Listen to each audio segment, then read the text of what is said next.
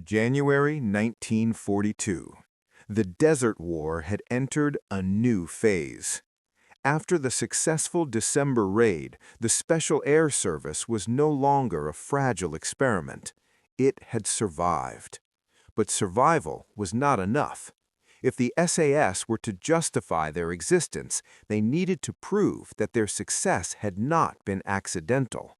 They needed to strike again, and this time, harder. British forces were pushing westward during Operation Crusader, attempting to relieve Tobruk and force Axis troops back across Libya. But even while ground forces advanced, German and Italian aircraft continued to threaten supply lines. Rommel's Africa Corps depended heavily on air reconnaissance and close air support. If those aircraft could be destroyed on the ground, the balance would shift. The SAS had already proven that desert airfields were vulnerable. Now they would expand the concept. The key innovation of early 1942 was the modified Willys Jeep.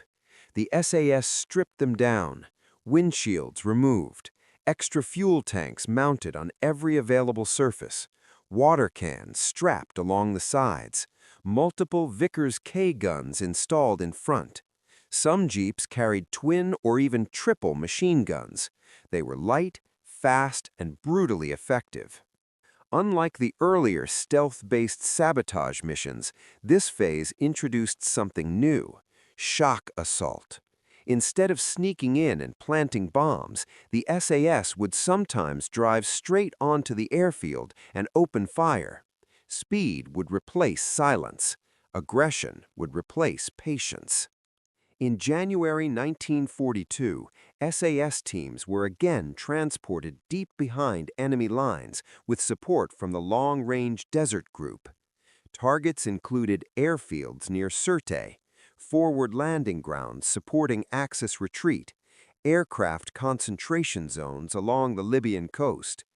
The objective remained simple: destroy aircraft, disrupt operations, disappear.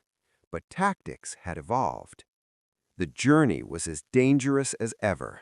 Navigation across hundreds of miles of desert required precision. Sandstorms could erase tracks within minutes.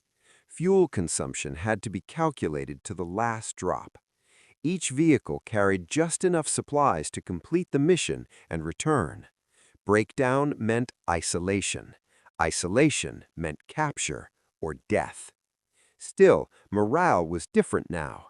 These men were no longer proving a theory. They were refining a weapon. One of the defining moments of this phase came during raids where the SAS chose speed over stealth. Instead of approaching entirely on foot, Jeeps would wait until the last possible moment, then accelerate toward the airfield, machine guns blazing. The Vickers K gun, originally designed for aircraft, had a very high rate of fire. Mounted on Jeeps, it turned each vehicle into a mobile strafing platform. Aircraft parked wingtip to wingtip became easy targets. Fuel drums exploded. Ground crews scattered. Searchlights struggled to track fast-moving vehicles in darkness. The entire attack might last only minutes. Then the Jeeps would vanish into the night. During one January 1942 raid, SAS teams struck multiple airfields in a single operation. Approaching under cover of darkness, they observed perimeter routines. Some bases were lightly guarded. Others had minimal defensive preparation because they were far from the front. That was the fatal assumption. At the signal, engines roared. Jeeps surged forward across the sand. Gunners fired continuous bursts into parked aircraft. Tracers cut across the night. Fuel ignited almost instantly. Within moments, flames illuminated the runway. Axis forces attempted to respond, but confusion dominated. By the time organized resistance formed, the SAS were already withdrawing. Exact figures vary across records, but early 1942 Jeep raids resulted in dozens more aircraft destroyed or damaged. The cumulative effect became significant. German reports began noting the growing threat of British raiding columns. Rear area security had to be strengthened. Aircraft dispersal procedures were adjusted. Fuel storage was moved or reinforced.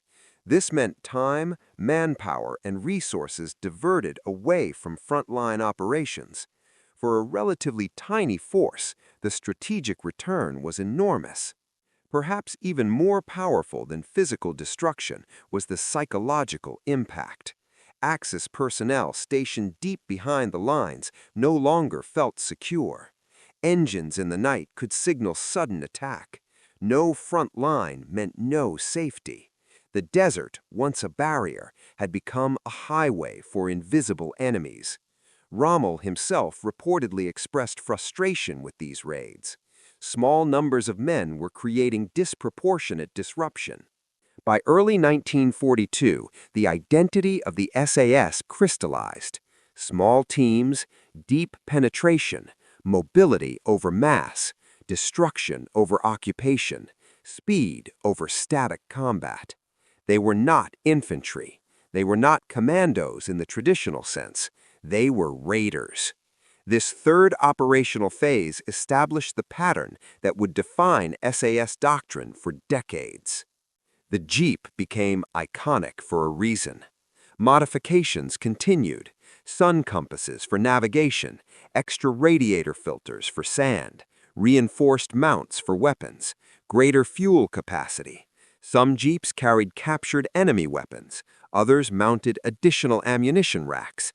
Everything was optimized for range and firepower. Nothing unnecessary remained.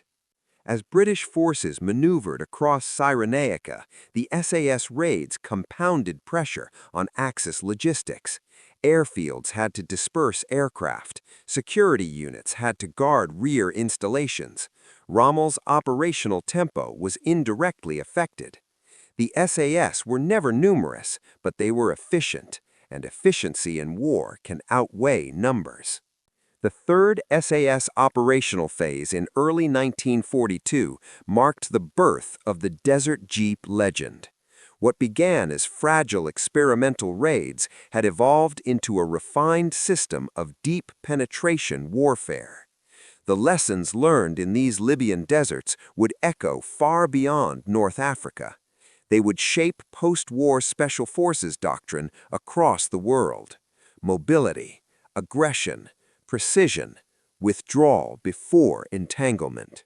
In the vast silence of the desert, the SAS had found its identity, and it would never lose it again.